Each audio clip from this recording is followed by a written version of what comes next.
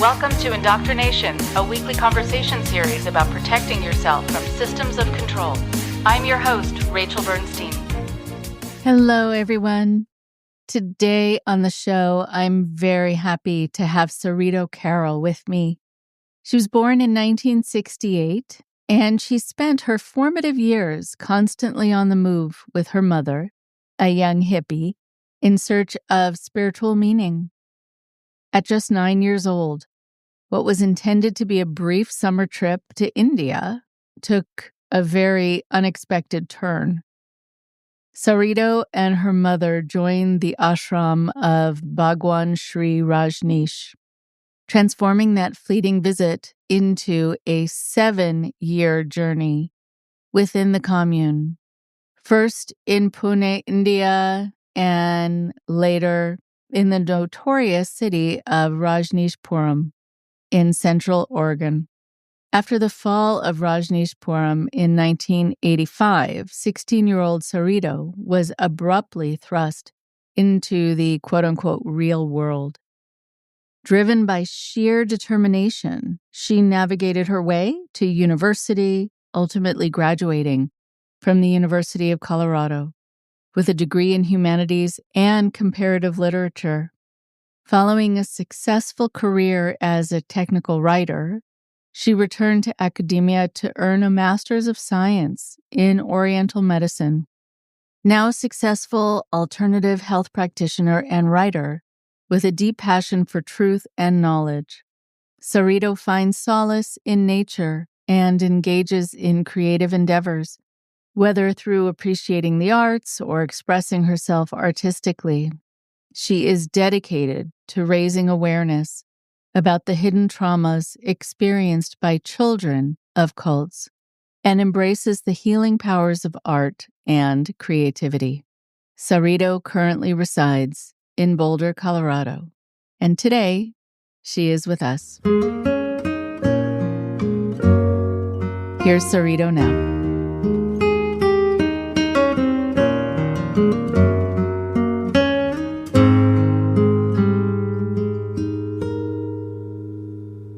It is so nice to have you on the show. So, Sarito Carroll is a really interesting woman who has a really interesting story. And I'm so glad that the listeners are going to be able to hear from you and hear about your perspective.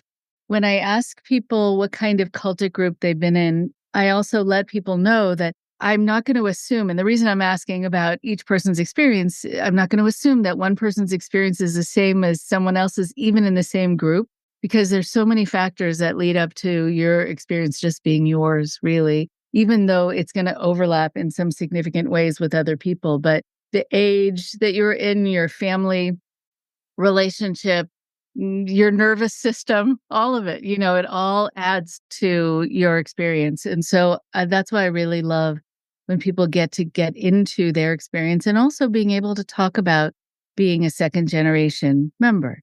Because when we talk about healing, a lot of people who had a significant portion of their life outside of a group and then got involved, use the word more often, like re-entering or reformulating their path.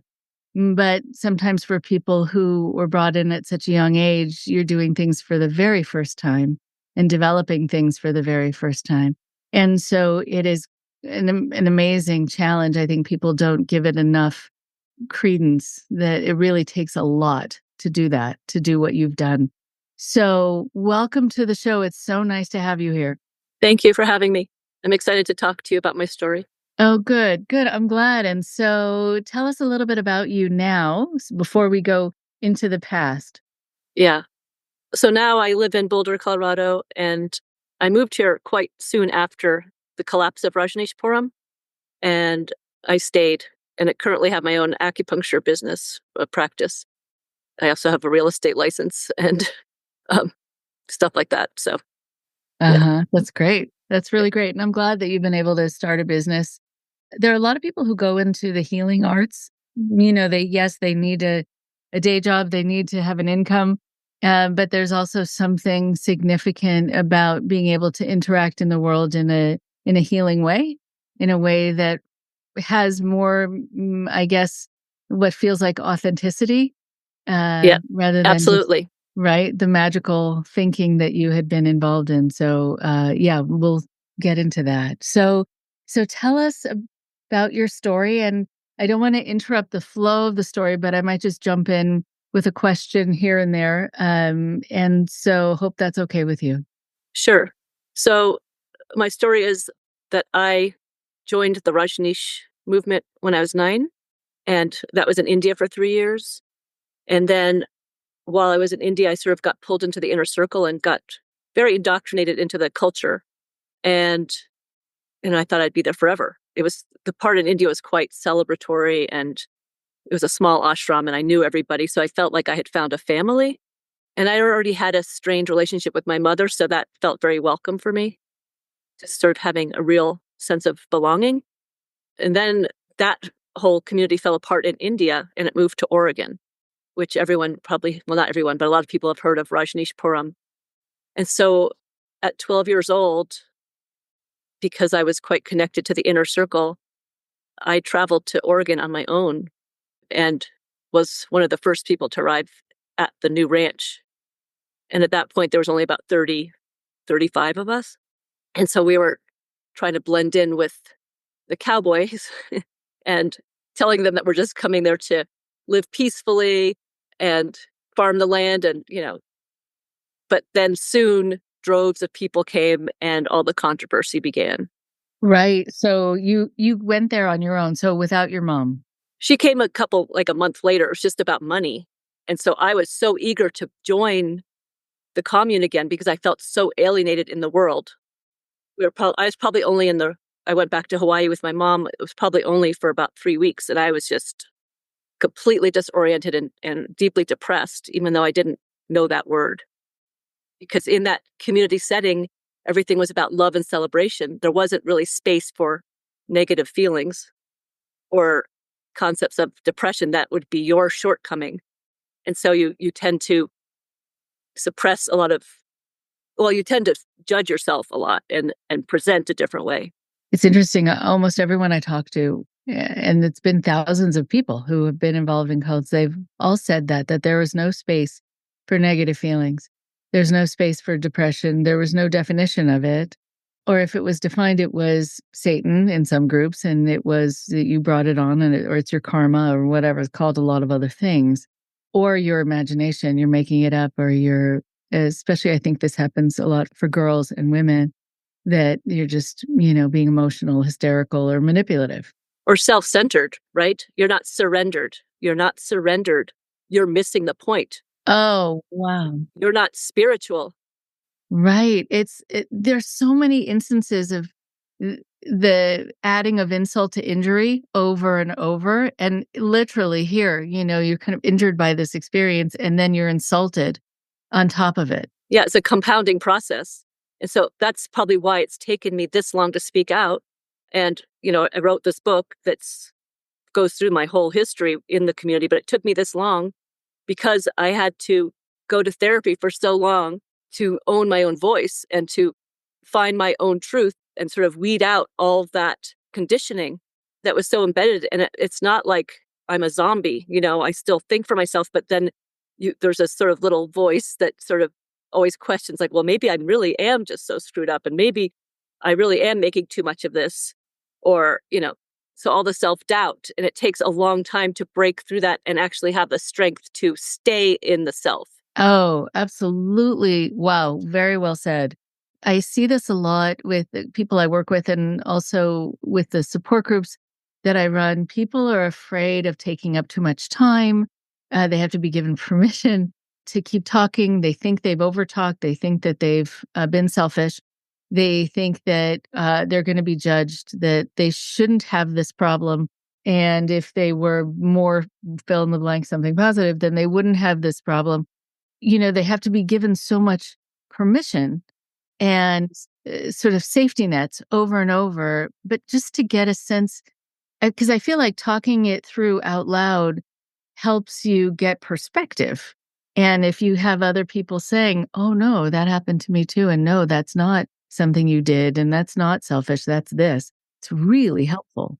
It's really helpful. But the other thing that comes up is you have to learn discernment about who to share with, because if you choose the wrong people, it's almost worse because you feel overexposed. Or, for example, with me, there's quite a few people from the commune who are beautiful, nice people. But if I share this stuff, the commune speak comes back at me.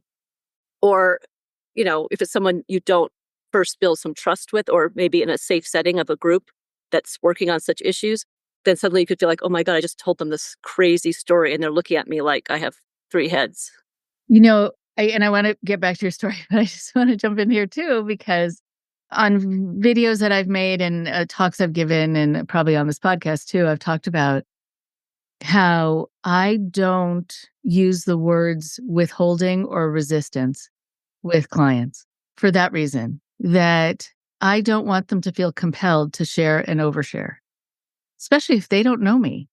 I mean, they may have heard my name or they may have heard me speak or whatever else, but they don't know me and they don't know if it's safe to talk to me. So slow it down and don't feel like you have to be overexposed, as you're saying, that's a great term for it, without testing me to see if I'm a safe person to talk to for you, But I know a lot of therapists go into being hurt that you didn't give them what they wanted. So they use the words resist. You're resisting this process or you're withholding information, which is, I think, again, adding insult to previous injury. The other part that's interesting is because in the community I grew up in, it was all about being very blunt and almost like explosively sharing. And then you're supposed to sort of be total and then move on.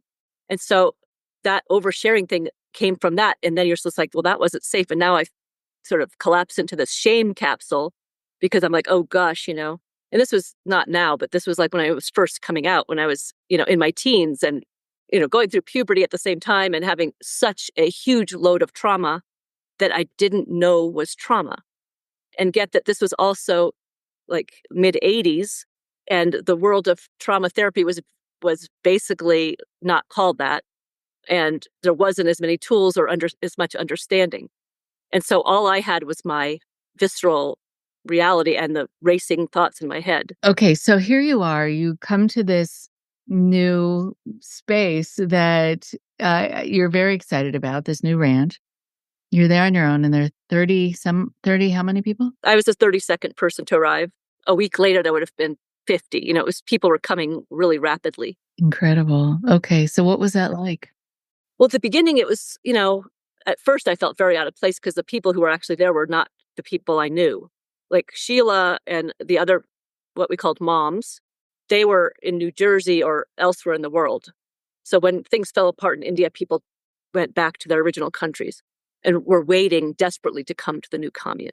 And so I felt very privileged, but at the same time, I didn't know the people. So at first I felt very awkward. There was only one other kid there besides the guy who was the ranch foreman. His 2 daughters were there, but they were, going to regular school, everything. But I soon found people, and I usually throughout my life, I found 1 or 2 people who sort of took me on in a sort of maternal role and always looked out for me. And so I feel thankful for that. And so I met a woman there who took me under her wing, and I worked in the kitchen with her and learned to bake, and that brought me joy. But while this was all going on, I am starting to develop into puberty. I'm a prepubescent girl, and this was a very open sexual environment, and it just got more and more like that. It was the same in India. So at that point, I started being groomed by an adult man at age 12. So that's going on. Wow. How old was this man? He was 29. And so soon I lost my virginity. And, it was sort of like the culture expected me to be grown up. And so I played that role to some extent.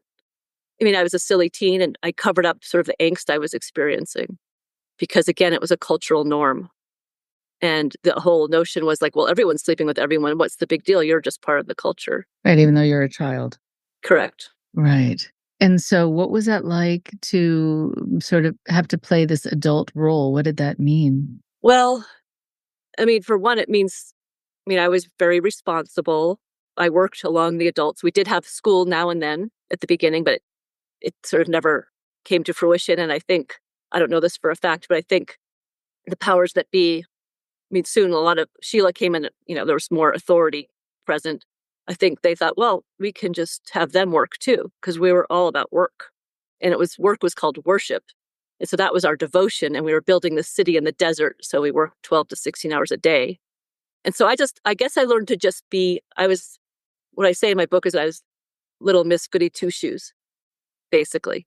But meanwhile, I was suffering more and more because the guy who groomed me and took my virginity, he was sleeping with everybody else.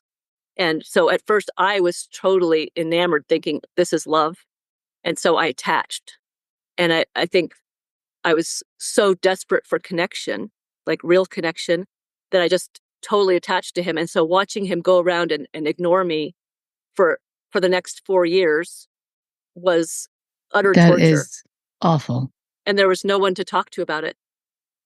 Or if you did, I did talk at one point to one of the people in charge, and they were just like, well, then sleep with someone else. And they started setting me up.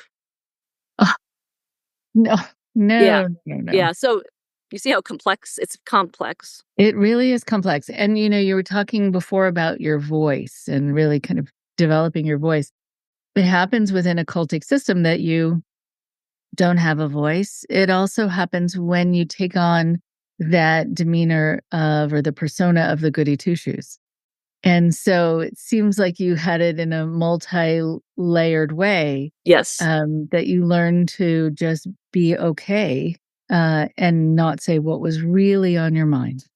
Well, I didn't even know what was really on my mind. Oh, that's such a good point. To some extent. But here's the other part that makes it even more complex, is that because I was Miss Goody Two Shoes, and I was sort of favored by the people, the moms, the women who were running the whole show, I wasn't around my peers very much. I worked with them. I lived with them. I was the receptionist, at Sheila's house, hello, Jesus Grove, And so I also didn't have my peer group to bond with. I mean, I did in India, and I was still friends with many of them, but it became more and more distant. And so I didn't have that group. So I always felt like I was living in a netherworld between the adults and the children. Mm-hmm. Yeah. Right. Yeah. Right. In between these worlds, and really kind of not knowing who you are, I think to a certain degree in either one of them. Right. It's more like just this incessant sort of wondering, and then just trying to fit in and being obedient. Like, I probably heard a lot of really confidential stuff, but I was so well trained. I mean, to this day, if you tell me a secret, I will not tell anybody, even if you and I had a falling out. It's so embedded. And so I just observed. In a way, I felt rather invisible. And I think that's actually something I've had to work through in having a voice, is that I actually have a presence, because I've often felt like I don't have a presence. I don't have any impact on anything. Wow. I mean, even the term fitting in, there is something very much about just being sort of one of a puzzle piece.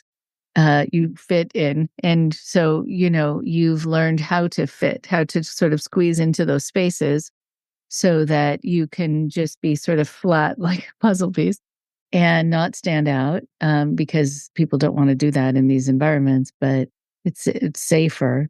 Well, you'll be excommunicated. Uh-huh. So if you're negative, or if you challenge authority too much, there's a little bits you can complain about, little things, and you might be a joke. But if you complain about something big, they'll be like, well, Sheila's favorite word was tough titties, or shape up or ship out. And so I never challenge authority because, well, right. Yeah. So, right. Yeah. Why would you? If this is your family also. Well, also I wanted their approval, because they were, being approved of by them meant I belonged, and meant that I was special. And so I was somewhat invested in my special status, because it felt safe. I mean, that's what created some level of safety. But then it created alienation from the other peers, because I was in this other category. There are so many visible and invisible hierarchies within Exactly. these, right? Exactly. There's so many. There's also the spiritual hierarchy within this community. This was sort of the administrative hierarchy. Then there's a spiritual hierarchy, the people that are more spiritual, that were closer to the guru himself. Like his oldest sannyasins were considered more evolved because they'd been in his presence for so long. because he emitted what was called a Buddha field. And so if you're in his Buddha field energy, just being that energy, he said that you could attain enlightenment. And so there were certain people who had this sort of spiritual sort of persona, and then the people who lived in his house, they were all very attractive women who took care of the cleaning and everything. Those people were also kind of in the spiritual circle. And there was actually a clash between them and then Sheila and the administrative circle. So yeah, there's many hierarchies. And also when you say, that this is a spiritual realm and the women he had in his house were all attractive, it doesn't feel spiritual suddenly. Like when those things, are really pointed out, that, it shouldn't matter if it really is spiritual. It shouldn't matter what anyone looks like. No, it was just sort of, I was pretty innocent at first, thinking, God, they're so beautiful. And I remember in India thinking, well, are they beautiful because they're so, steeped in his energy? Like it made me wonder that, because they just had this glow about them. And I will say, I'm talking about how I didn't have my own discernment. I need to correct that, because I think there was some discernment as I got older. So when I was in Oregon, I started questioning things, but I kept it very much to myself. Because I kept saying, well, this doesn't seem spiritual. Like we're just working and no one's meditating. And what happened to the concept of enlightenment? Because it wasn't coming up. And Osho, Rajneesh, Bhagwan, he's changed his name. He was in isolation for like 3.5 of the 4 years we were there. He was in silence. And so the only time we saw him was when he went for a drive in one of his Rolls Royces. And we all stood along the road, and it was like just to be in his presence for 2 seconds was considered a great honor. That was a level of the spiritual contact with the guru. And so I started wondering, like, what is this all about? What's our end goal?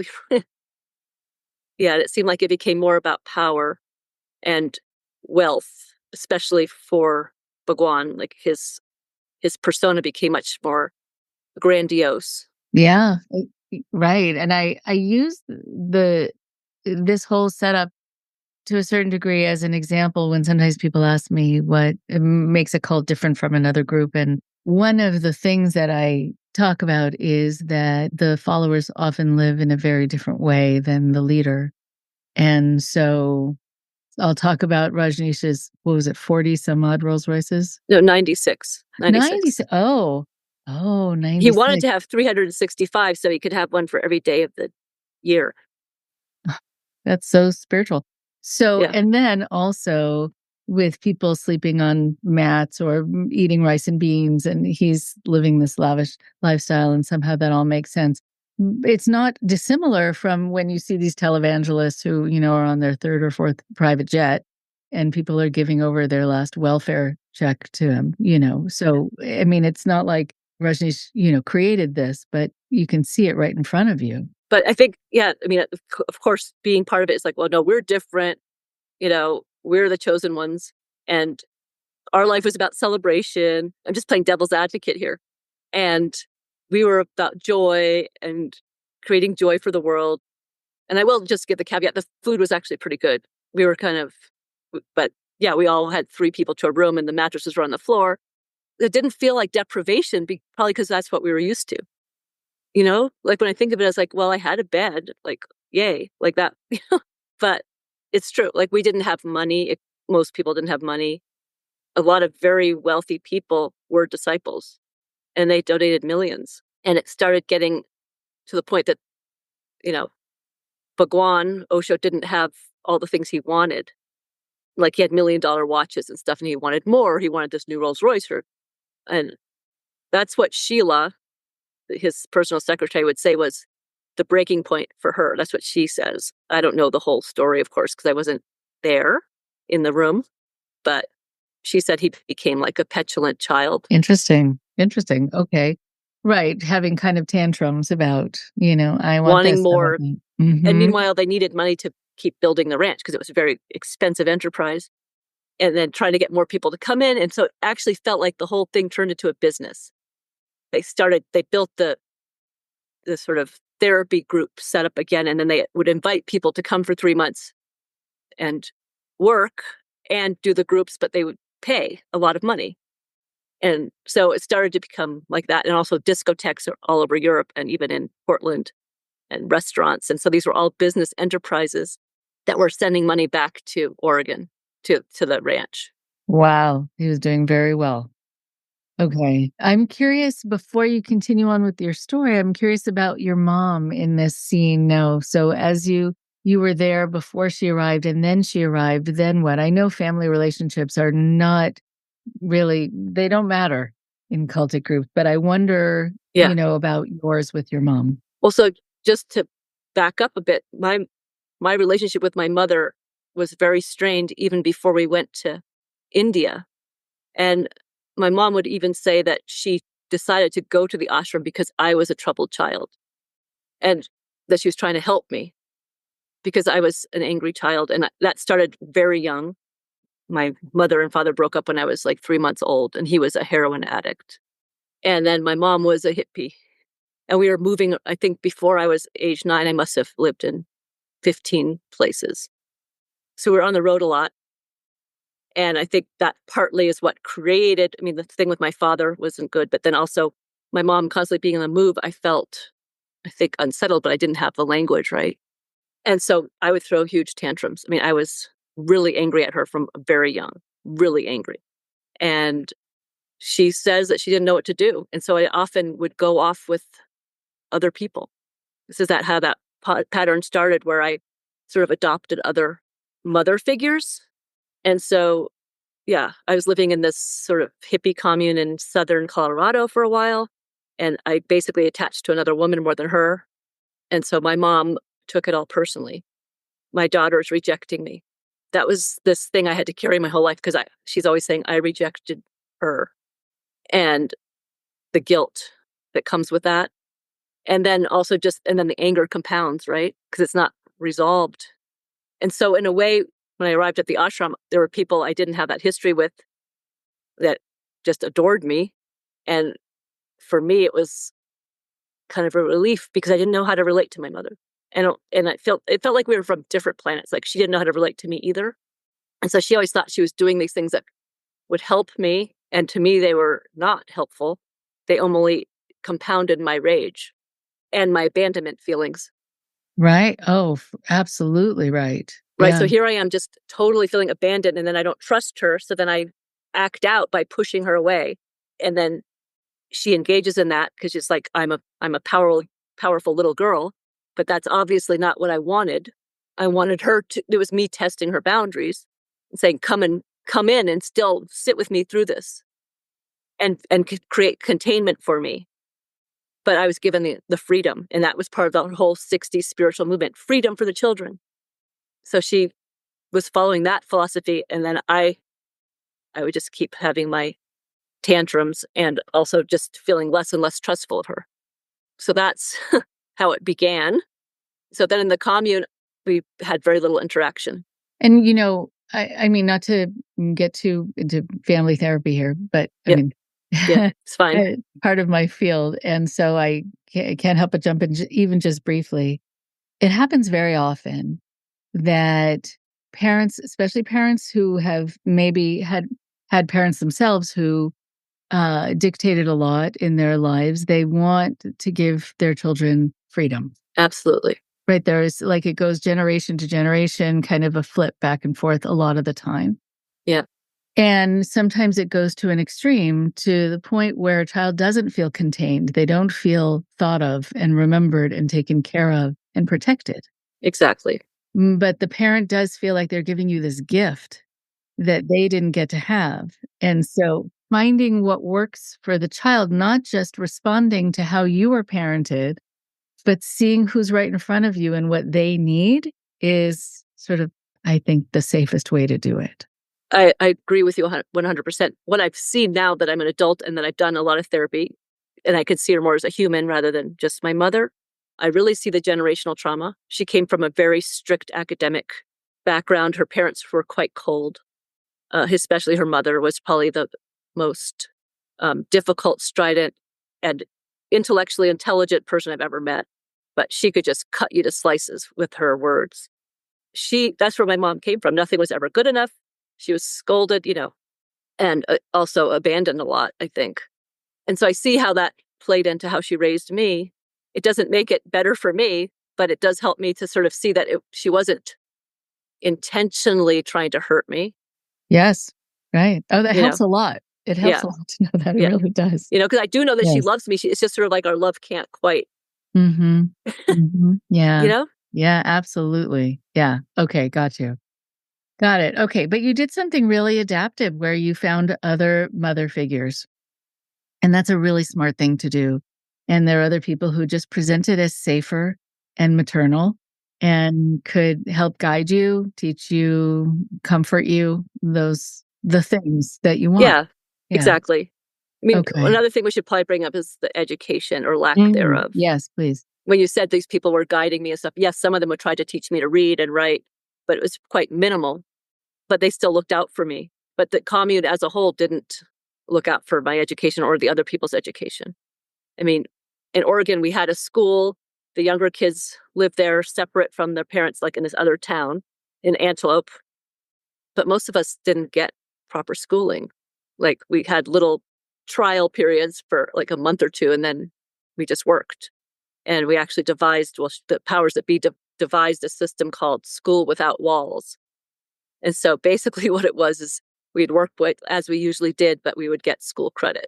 Oh, wow. Okay. And so when I left, I actually had a transcript saying I had, done really well in school, but I had never gone to a class. Oh, okay. Wow. So, yeah. So That's that was part of the adapting after Oregon fell apart, was having like basically no education. Oh my goodness. So here you are during the time that you were in Oregon, you were with this man, this older. Well, it was him first, and then so I was sort of on his rotation, I'd say.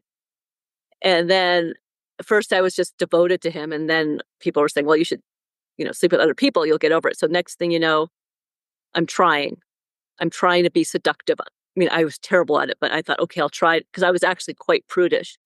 So yeah, I ended up letting other men take me to bed, and it probably was 10 to 15 men over that time, which is very little compared to my peers. Many of them had 70 to 150 partners. I wouldn't say partners, men who perpetrated them. So I was quite shut down like that because I was still looking for love. I didn't get the point of sex without love. And it was funny because I'm living in a sex cult, and I couldn't, maybe that was some part of me that stayed intact. Like I just couldn't go there. Right. And also looking at this in terms of perspective, to talk about, 10 to 15 people and then say you were shut down in comparison to the people who had more. Right. Right. But still, I mean, in mainstream Mhm. society, that's not shut down. That would be No, promiscuous. definitely not. But from where I stood in that culture, I felt there was something wrong with me. I was shut down. I wasn't, the adults would say, you're not juicy. You didn't let your sexuality blossom. So I had this whole shame thing, like I didn't appreciate my budding body when it was budding because I was so ashamed, or I don't even know if it's shame. It's just uncomfortable getting attention. And I did get a lot of attention. I was tall and developed young, and, men were constantly after me. Right. I mean, did the terms like juicy, I mean, that's just groan worthy. It's disgusting. It is really horrible. And and I think also that to be given some sort of moniker that is critical when you're not wanting to do something that your core is guiding you to feel uncomfortable about, and that there was no space for you to just have that and say, this No. is not what I want. And that for many of the other children, there was actually this whole thing, like if you were still a virgin, even the other peers, we became adapted to be like, well, that's something's wrong with you. You need to lose your virginity. Like that was a rite of passage. And so that was pretty sick. And the ones who didn't, who were just like, I don't want to, were somehow, I wouldn't say ostracized, but kind of thought of as uncool, or that you need to surrender more. You need to open up. You need to let go. So if you're not like let go, which means let men have sex with you, then you are not surrendered. The surrender concept even permeated into the sexuality. And the boys also growing up there, what was it like for them? So they too were having sex, and some of them were perpetrated by adult women, but I didn't know as much about their stories until more recently. And it turns out most of them were abused as well. I mean, it turns out that there's probably maybe 100 kids total in the commune, and maybe 50 of us were teenagers. I would say 90% were sexually abused. Oh, my goodness. But some of them don't feel that they were sexually abused because they embraced the experience, right? And sort of they say they felt free. And so with the boys, I don't know the exact details except for a couple of them. But I know for me as a teen girl, I had already been pulled in by the adult men. So the teen boys felt to me like they were too young. Right. It's just so skewed. Uh-huh. Right. Oh, that makes perfect sense, though. Yes, absolutely. And they were mad. They were mad. Like my main perpetrator, his nickname was the rapist because he slept with so many women. So, I mean, his name is in the book, so I can say his name. His Sanya's name is the name we were given by the guru, was Milarepa. So the extension was the rapist. And a lot of the teen boys started calling him Milarapist. And they were mad at the adult men who were sleeping with us teen girls because they were not getting the opportunity to have a relationship with us because we were all fixated on the adult men, or the adult men were much better players in the realm of sexuality because they were trained. I mean, they've been seducing women for years. Right. It's also, so often it feels like opposite day in cultic groups where things just should quite be the opposite, that teen boys, being mad at the men for kind of claiming the girls that they could be with and being mad about that makes sense in that context. Outside in the world, the men would be reported. Yeah. It'd be a whole different scene. Yeah. It would be a whole different scene. That's the biggest thing there. It's like this behavior was normalized. Mm-hmm, it was just 100% normalized. Incredible. Yeah. Okay, so here you are at this ranch, and then what happened? So I know there was a sequence of events. So things sort of just got crazier and crazier as the time went on. There was, if people have seen the documentary Wild Wild Country, they'll know that aspect of it, the conflict with the government and with the city of Antelope and trying to take that over. So that's sort of the political aspect, which is very well captured in that film. I'd have to say it's quite accurate. But it didn't talk about the children. It didn't talk about how hard we all were working and how there was no spiritual aspect anymore. But then things just started getting weird. I was actually sent to Europe for 6 months towards the end of the commune. And right before I had left, I was living in Sheila's house. At that point, it was probably like a 15-room house that they had built this compound. So I lived there. Again, I was Miss Goody Two-Shoes. I was in the inner circle. And then just out of the blue, she calls me to her room and says, we're sending you to Europe for 6 months. We're doing an exchange program with the communes that had developed in Europe. And I was like, is this good or is this bad? Am I being sent away? What's going on? So I had gone to Europe for 6 months. It was absolutely hellish. I moved to 6 communes within 6 months where I didn't know anybody at each place. Oh, no. At this point, I had just turned, I think I was either 15 or 16. And so it was so awful. I didn't have sex with anybody, which was a nice relief. But again, the concept of depression and severe depression towards the end and not knowing what it was. And I was actually in the sick where I refused to move at the last commune I was in, which was in Amsterdam. So literally 6 communes in 6 months. I go back just in time for the final World Festival. We had these annual festivals where 10,000 people would come. I get there and I could tell that things had gone bad. The vibe was notably different. It was sinister. I could feel this sinister air. And people were strange. And I went back to Jesus Grove, which is Sheila's house, and expected to be welcomed back in. It was just sort of like, okay, you can work here again. But I had been moved out. A letter that I had written a letter to my perpetrator, the main one from the beginning, saying, why don't you choose me anymore? I mean, I was this desperate teenager. And he had written me a letter back. That letter was missing from my belongings when I got back. Only later did I learn that some authorities were, sniffing around. And so it made me wonder if I was sent to Europe because my relationship with that particular man was very well known. I don't know that for a fact, but the fact that my letter that he wrote was evidence and it was gone.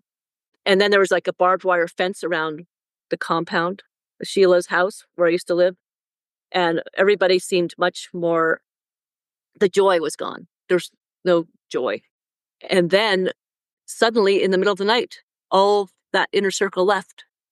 They all left. In the middle of the night. You just gotten back and then they're gone? I'd been back maybe a couple months, 3 months. Oh my Yeah, goodness. 3 months, I think. And so then they all left in the middle of the night, like the main people that I was close to. I can remember the feeling. It was like I couldn't breathe. So everybody that gave me my status and my sense of belonging fled without saying goodbye. And then after that is when all these crimes came to light. Okay, so even the house where I lived in, there was these bunkers underground that I didn't know about. There was the whole wiretapping scheme. There was all the attempted murder, and the poisoning of the salad bar in the Dalles. And I mean, it just went on and on. And these were the people who were my role models. And they were all now criminals. Oh my goodness. Wow. So you lost everyone. And you had just come back from you had just come back from being displaced, over and over again, being with people you didn't know. You get to enjoy being back with people you do know, but just for a short time until they're all gone. And relationships, you think relationships are significant enough where they would prepare you for them leaving or say goodbye, or you would have a way to be in touch with them. But no, it's like they just got ripped away from you. They were just gone. They had escaped. At first, we didn't even know where they were. I mean, I was close especially to one woman who was like number 2 or 3 in charge. And she was the one that I'd been close to since India.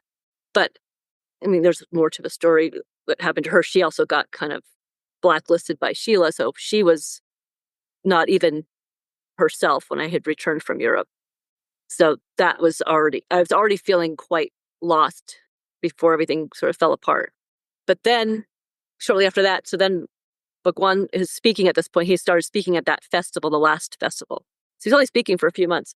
And then he's dissing Sheila, calling her, Hitler or, a fascist, her and her fascist gang, all this stuff. And that we're going to rebuild the commune and all this. So I'm just sort of there waiting, feeling like I don't know where I belong now because I belonged in this subculture of the people in charge and now they're gone. And so he's dissing Sheila and her gang, saying now we're going to fix it all and all this stuff. Meanwhile, the FBI is investigating. And then he flees.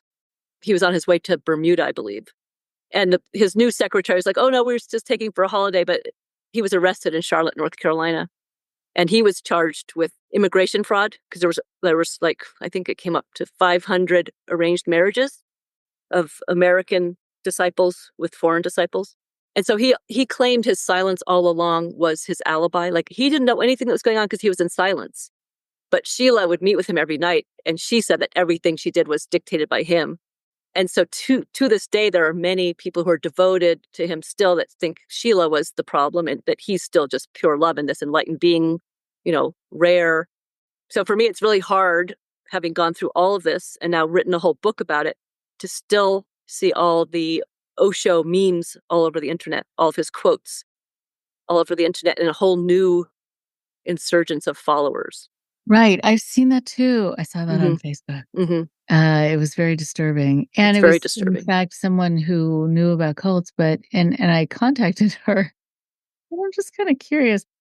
And she had kind of a detached way of thinking about it. Well, if it's wisdom, it's wisdom. And, I want to See, share for it. me, it's all tainted. Yeah. Yeah. And I've seen some of those people. It's very interesting these days because there's these people who say some really wise things and have really, interesting sort of perspectives. But I still get so worried because where's the line when they become sort of guru-ish? And there was somebody on a different podcast who mentioned that she liked to listen to Osho discourses or something. And I went ballistic. I mean, I literally called them out publicly.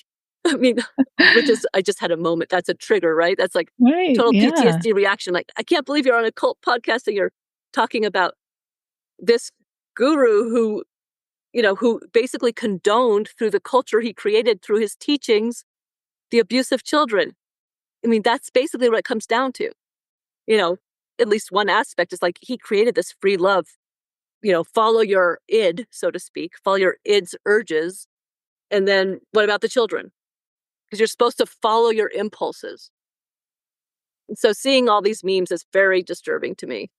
I'm sure it is. I'm sure it is. And yeah, I see other people being quoted, and I do think that once someone knowingly harms other people, they lose the right to have me respect them or what they say. Yeah, they could say beautiful words. It's just that then you're looking at their deeper moral standing, and that's in violation with my moral standing. And so therefore I can't respect their words. Right. Because And I it's not want to coming honor from a them. deep truth. Yeah, Yeah. Like, exactly. and that's hard because Right. then where does someone like me turn to for solace and a spiritual connection when at the deepest level, this is a spiritual betrayal? Right. Right. And spiritual betrayal is so difficult. It's so difficult. It's so primal. It's where you should have felt the safest and you felt the least safe. And it should never be that way. There are a lot of people who have experienced that. And so I'm wondering here, okay, so I'm imagining suddenly this feeling of this band-aid just being yanked off and you're just raw.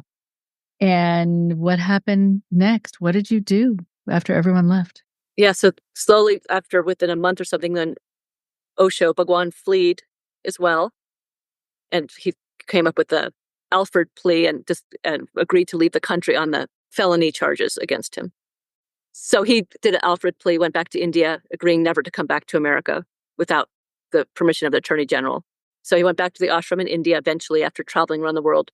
There I was, 16 years old, estranged from my mother, basically estranged from most of my peers, didn't know what to do. The people I was closest to were gone. And my mom, I think she approached me after a while, and I just was like, no, I'm going to go to Laguna Beach. I had found this other teenager who was not even a close friend. And she was going to Laguna Beach. I said, can I come? So my mom did give me $300. I thought was extremely generous, and I didn't want to take it because, again, I thought I was grown up, but I took it. I went to Laguna Beach with this other teen. We basically stayed at this Osho compound, like a meditation center there, where I had to pay $10 a night. And I started looking for work, but I didn't know how to do it because I had worked my whole life. I knew I had a good work ethic. I didn't have the right clothes. I didn't have the right social skills. I didn't have the education.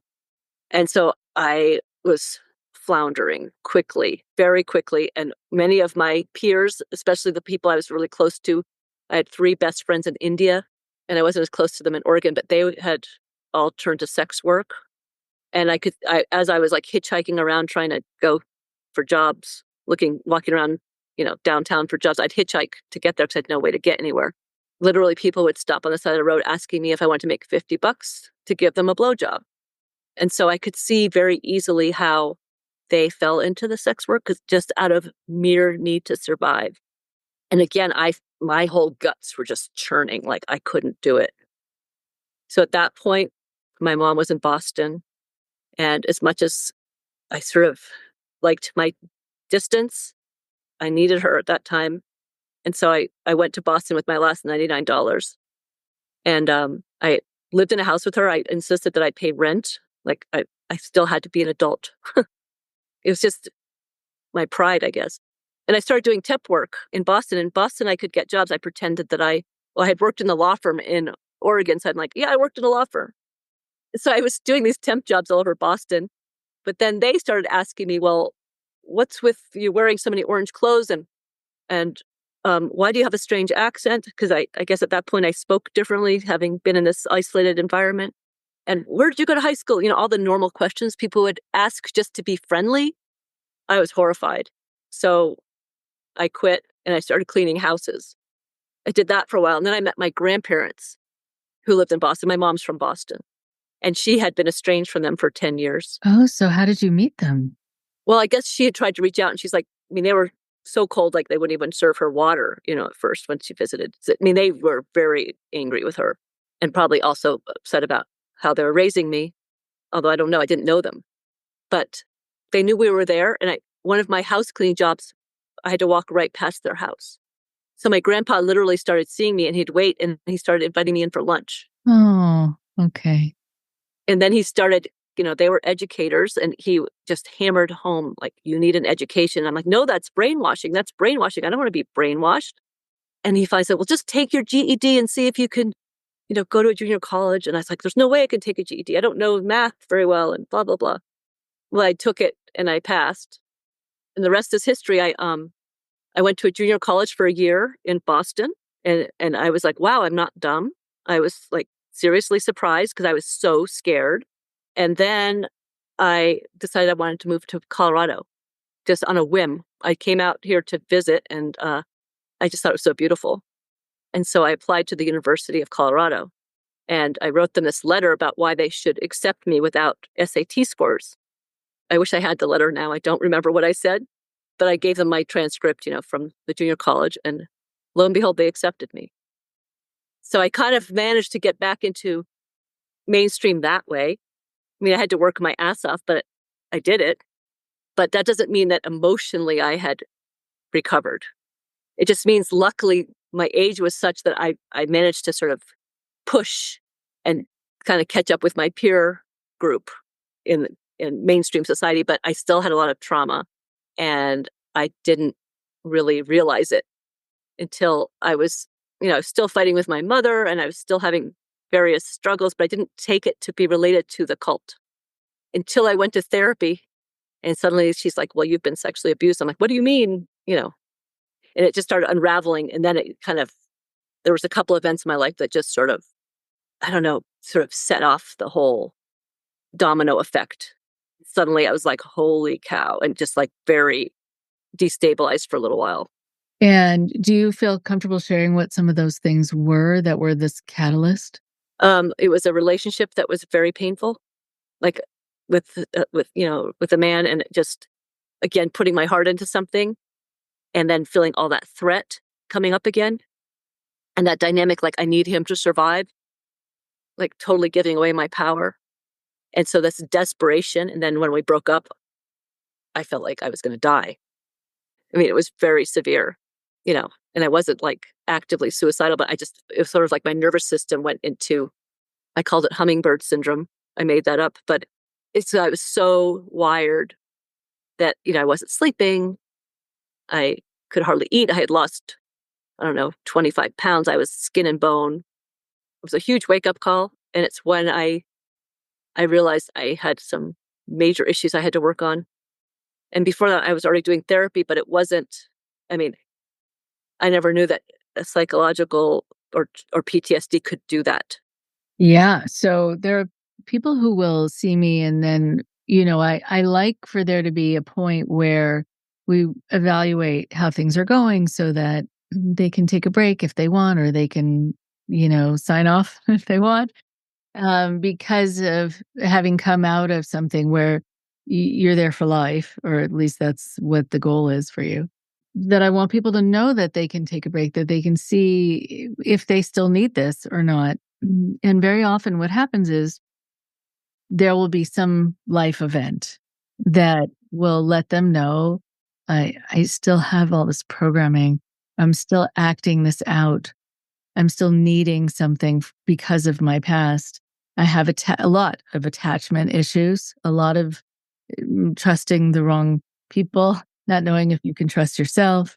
They're accepting abuse because you don't know it's abuse, and neglect, same. So I will often say, listen, you know where to find me. Something might come up. It might trigger something, but don't worry. It doesn't mean you're going to go backwards. It just means it's this aha moment of, oh, here's this thing that's still under my skin. I need to now deal with it. And I appreciate that I'm being alerted to it. And so now I can address it. Yeah, it was just interesting because for, I don't know, 10 years or something, I thought, oh, look, I fit in. I bought a house. I have a really good job.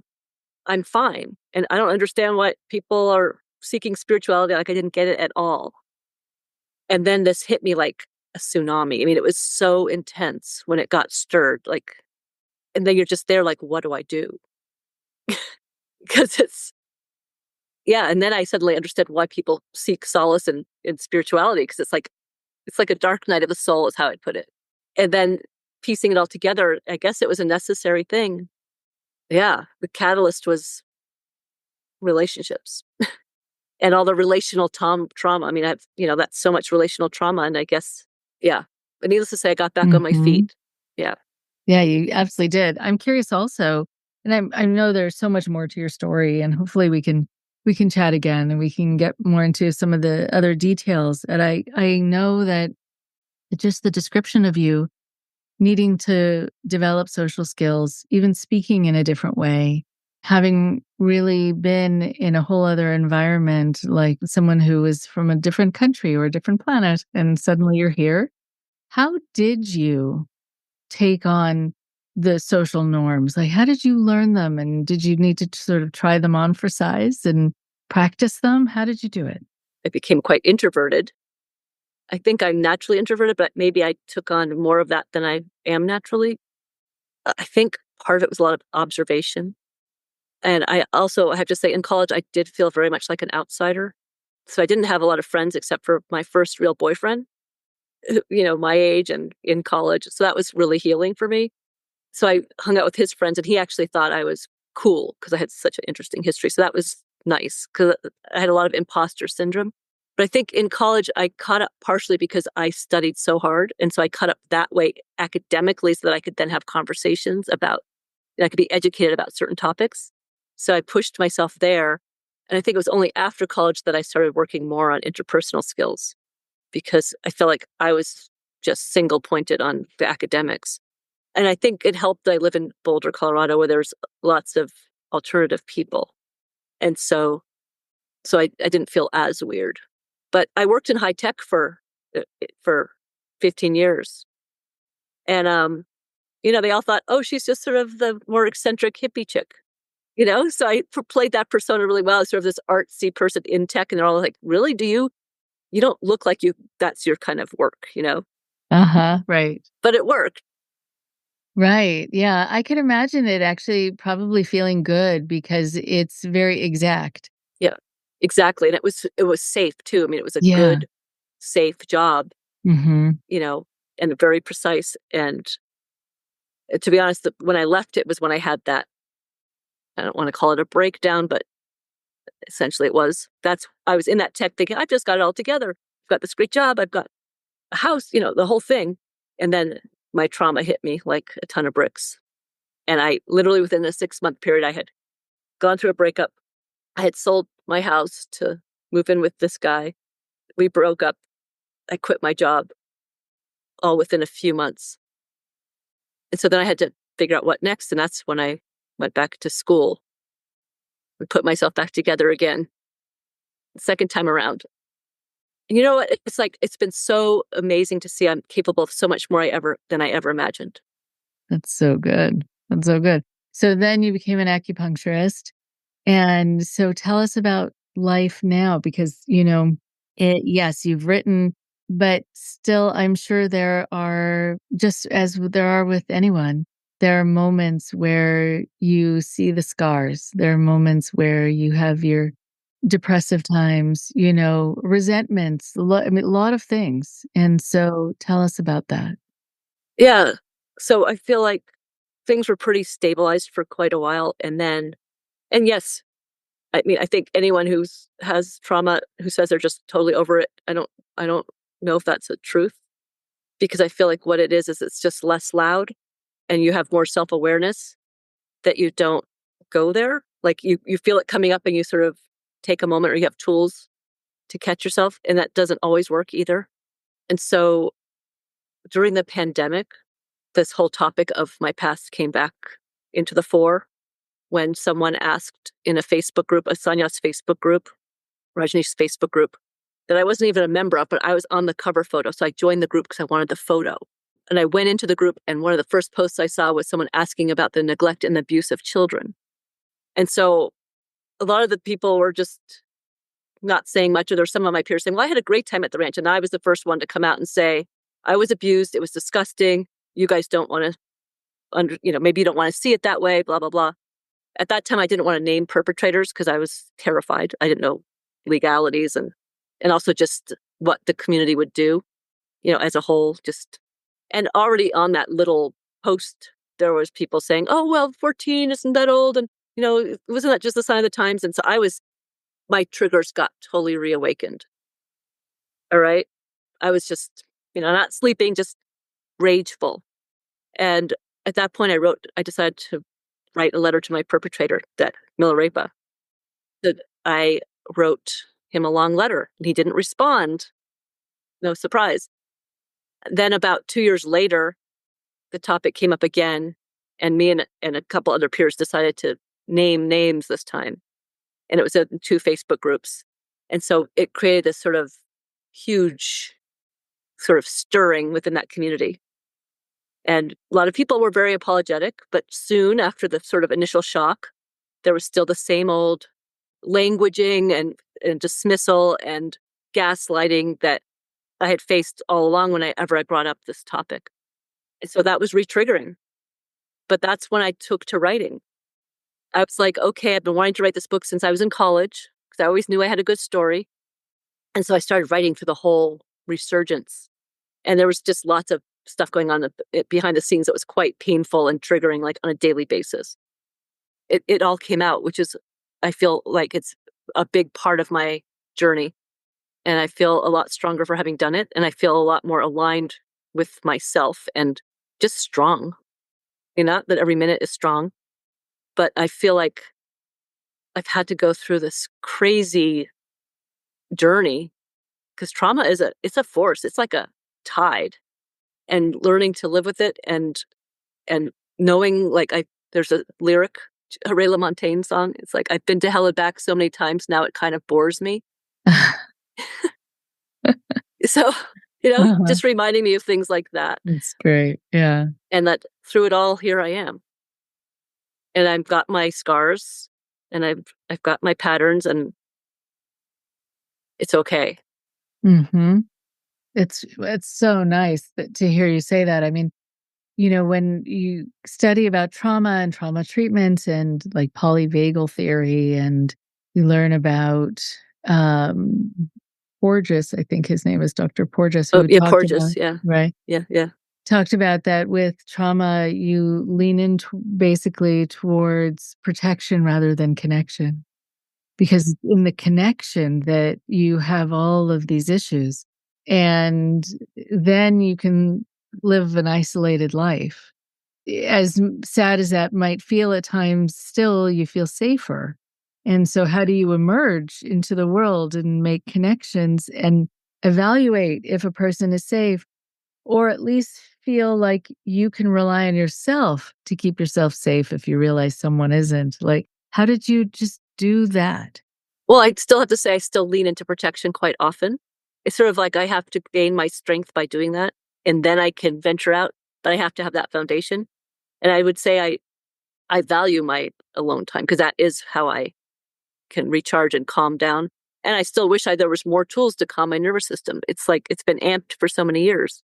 But I just have to gauge myself. I mean, and also just having all this time that I have found certain people I can really trust and lean into. And there's only a few that I'm that trusting of, because, trust is a major issue. Oh, yeah, absolutely. I think also with the nervous system, one of the things that keeps it active is feeling like you have to be on high alert. Right. And so by giving myself that time where I'm not on high alert, where I'm in the safety of my own environment, then I can build up more fortitude to venture out. Right. Right. I think also knowing too that as you venture out, now you're an adult in the world and you have a voice. I have to remind myself of that. But sorry to interrupt. But right. No, absolutely. Because I think what happens, part of what the trauma does is it brings us back to those ages. Exactly. And then we think that all these grown-ups out there have power over us. But we're a grown-up too. And I know. They actually have to listen to us, if we say no, if we say stop, I know. That's been a huge thing, because I still have this thing often where I don't feel effective. Like I still feel like I don't have a voice. And so I sometimes feel like I come out a little stronger because I'm so used to fighting for myself. I've always been sort of scrappy, you know? Uh-huh. Um, Right. Yeah. Thank goodness, by the way, that well, you've it's a always big been that. survival. I mean, Yeah. honestly, my scrappiness probably saved my life. Yeah. Right? Yeah. Oh, yeah, don't give that up. There are steps along the way before you get scrappy, right? Because that was out of necessity. Because I think no one Yeah. would listen if you were just to say something in a subtle. Well, it's actually learning to be less overreactive Uh-huh, right. because that's how I survived. And so learning to have more discernment before reacting is like a huge thing for me. It's like part of my work is to be like, okay, step back. I'm overreacting. Okay, that triggered me. And then I have to, sometimes I still act it out and I'm not proud of that. But there's other times where I'm like, okay, I'm not fully in myself right now and I'm triggered. So it's reminding me, and I know we need to wrap it up, but it's reminding me of something that I've talked about, which is this idea that I don't remember where I heard it, but it's been really helpful. That very often scary people are scared people, That's so true. and that they feel like they have to be on the offense, so they're not on the defense, as though that's the way the world works because that's the way their world had worked. 'Cause they're so scared. Yeah, right. Right. So, like, I think about when I learn about, wild animals or snakes, the baby snakes have more poisonous venom than the adult snakes, right? And it makes perfect sense, Right. you know? Like, they feel they need that because of their smaller stature and Their delicate state, right? right, So they yeah. need more punch. Right. Yeah, exactly. And so for that you've had that, thank goodness. And then being able to evaluate when you need to use it and when you don't, when you can try some more subtle things first and you feel like you're not getting through, then you get scrappy. I think a big part of it for me is like believing myself and also not shaming it's hard when you to break the pattern of shame, but to not shame myself that I'm not perfect, that I have trauma. Like I want to destigmatize that term. It's so stigmatized. Yeah. Oh, Oh, it is. she's traumatized. It's like, oh, and then the translation in my brain and maybe in other people's brain is, oh, I must be damaged. Oh, And right. I've had people even say, oh, well, you're damaged. And I'm like, don't say that to me. Like, that's not kind. No. No, it's not kind. I think what matters is where you go from it. And exactly as you're saying, I don't know if anyone gets healed. It's like grief. Do you ever get totally beyond grief or do you just move through with it? Exactly. And so I think it's been really, really wonderful to talk to you and just hear some of your story. Where can people find your book and any other work that you're doing? Yeah. So you can read more about my story before buying the book at my website, which is just saritocarroll.com. So it's called In the Shadow of Enlightenment, because I'm trying to show the dark side of this movement. And so it's available on basically wherever books are sold. Amazon, local bookstore if you request it. The audiobook just came out, which is on Audible and all the online platforms. So And if someone's looking for an acupuncturist in Colorado, yeah. Or a yes, realtor. Yeah. or a realtor in Colorado, Yeah. they can Yes. contact you. Okay, good. Absolutely. All I so right. appreciate you having me. It was Oh, I felt very heard and seen by you. So thank you. oh, you're welcome. It was my pleasure to speak with you. You're a very strong woman, and I know you didn't feel that way for a long time, but you really are. And so it was a pleasure. Thank you. I really appreciate it.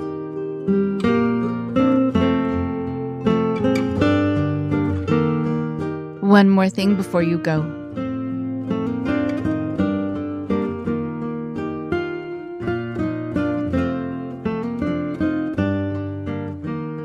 It was really important to speak with Sarito. I think it is really an incredible thing when you hear about people as children who traveled alone to places and were uprooted from their lives and then had to adjust or readjust back into the quote unquote real world and find their way.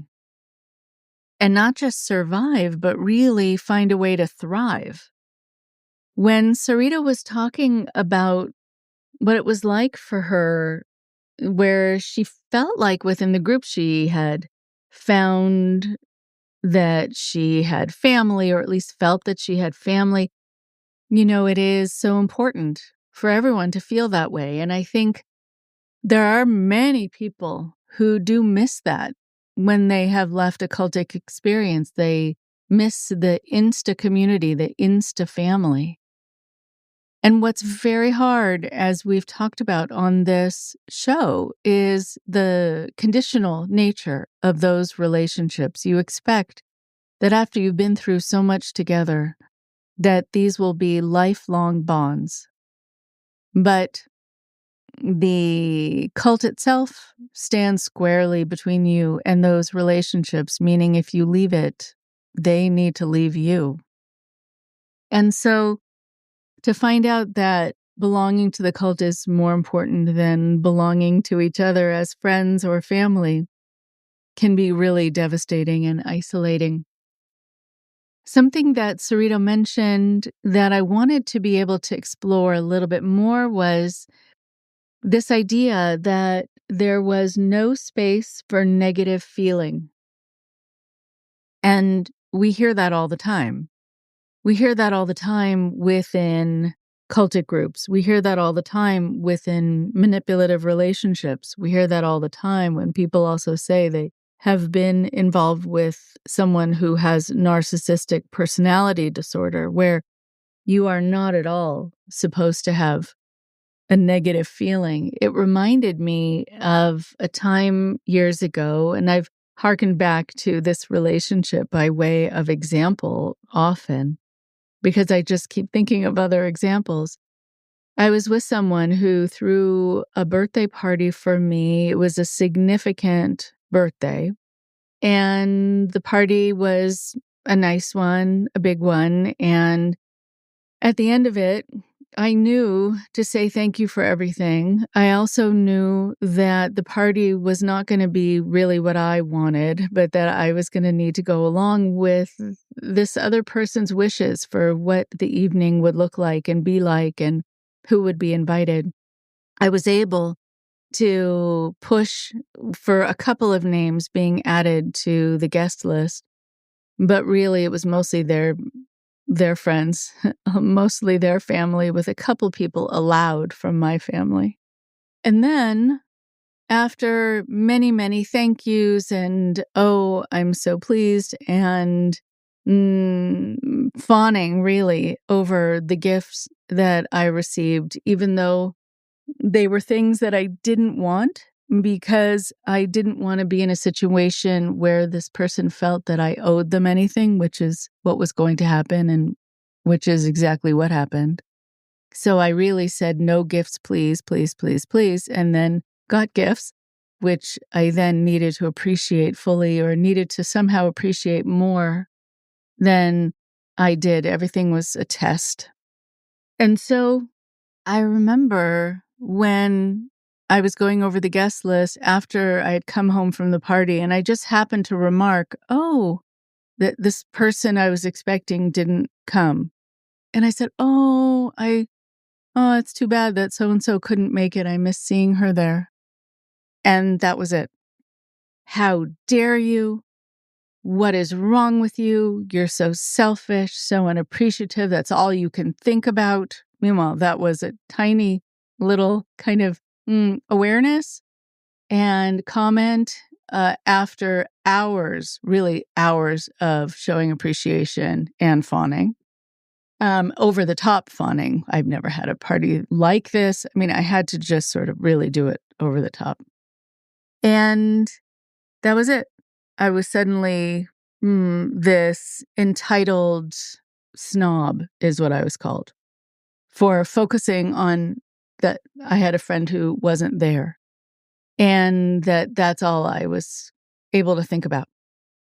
And suddenly everything I had said and done to prove my appreciation was gone.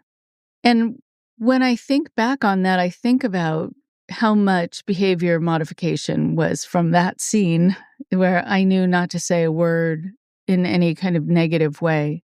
But then I realized as I was doing this work with clients, and even as I heard Sarito speak, that making mention of something that was a truism isn't actually a negative feeling, and it's not being negative, and it's not appreciating all the good things. You're just stating a fact. And so when Sarito says that there's no space for negative feeling, I really wonder about the word negative. So many people within these scenarios are made to feel that if they are hungry and they make mention of it, or they're eating things that really don't sustain them, and they're, as some people do, they're feeling weak, or they don't have enough protein to be able to sleep comfortably at night, and that whatever else is sort of bothering them, or if they've been mistreated, or if they've been abused or neglected and they mention it, they're not being negative. They're not complaining. They're not being entitled. They're not being snobs. They're not being unappreciative. They're merely stating a fact.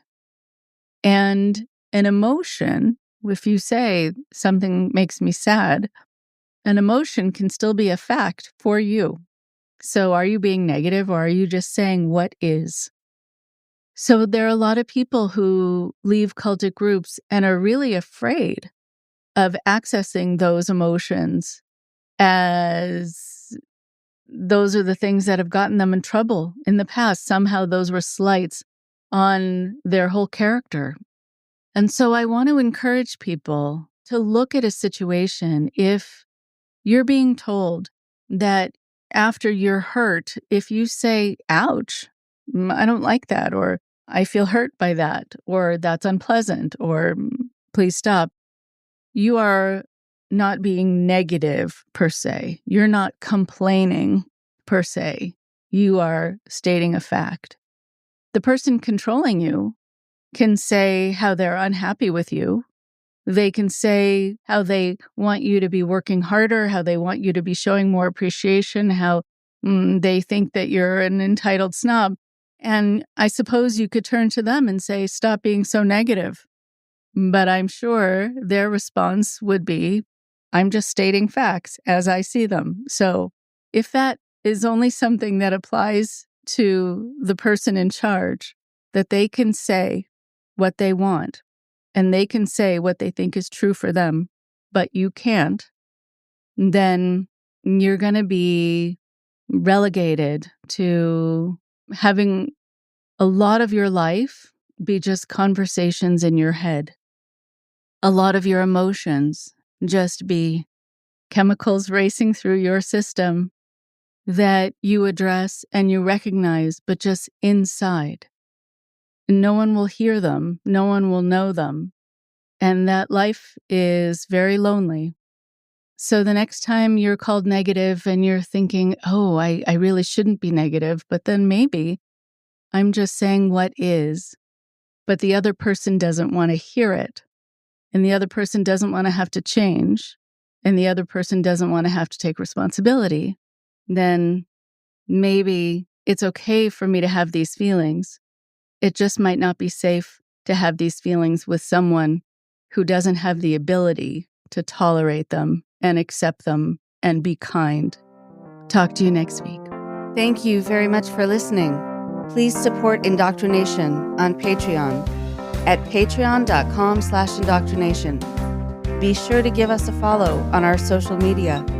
Find us on Facebook and Instagram using @Indoctrination Podcast. And for Twitter, find us at @_indoctrination. We love hearing from you too. So send us an email at indoctrinationshow@gmail.com. And for more updates on the show, visit our website at www.podpage.com/indoctrination.